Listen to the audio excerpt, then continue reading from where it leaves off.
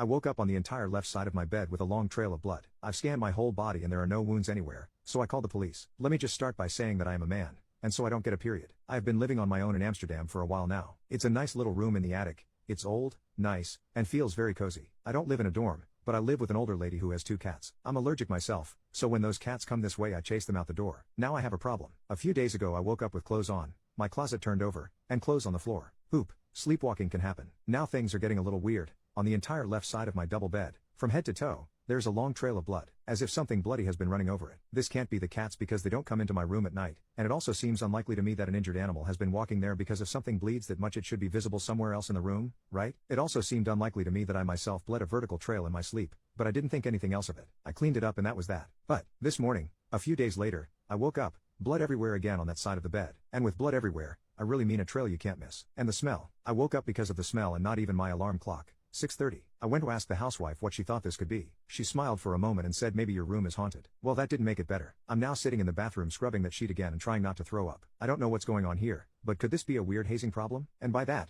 I mean student hazing. Is this a normal thing they do in Amsterdam? Smear blood on your bed? I'm just saying, I'm from Brussels. I know weirder things are happening here. I don't get it at all. Especially because I've scanned my whole body and there are no wounds anywhere. Has anyone experienced something similar? Is my room genuinely possessed? Sorry if this is a stupid question, but I'm kind of done with it. Update. For the past few days I've been staying at my friend's house. See if it's mysteriously bleeding there too. I ordered a camera, and nothing happened. Until yesterday morning. I went back home, went to the doctor on the way because I suffer from hay fever, and once home just checked the cats for being in heat. Turns out they're both male. Unfortunately, I set up the camera in a can, thanks to whoever advised that, and went into the space behind my room with a CO detector to measure it. The second I got in there I smelled a very familiar smell. Exactly the smell that vaguely smelled like blood. Now that I know what it is I would associate it more with meat, but the smell of blood came very close. Anyway, grabbed the CO detector, and shirt in front of my nose and put that thing to work. Nothing wrong. Anyway, called my friend because the smell was very specific. She was there within an hour, and she too thought it smelled very strangely of blood. It's a large attic, which smells of blood and rotted flesh, and there are things everywhere in the dark. Of course,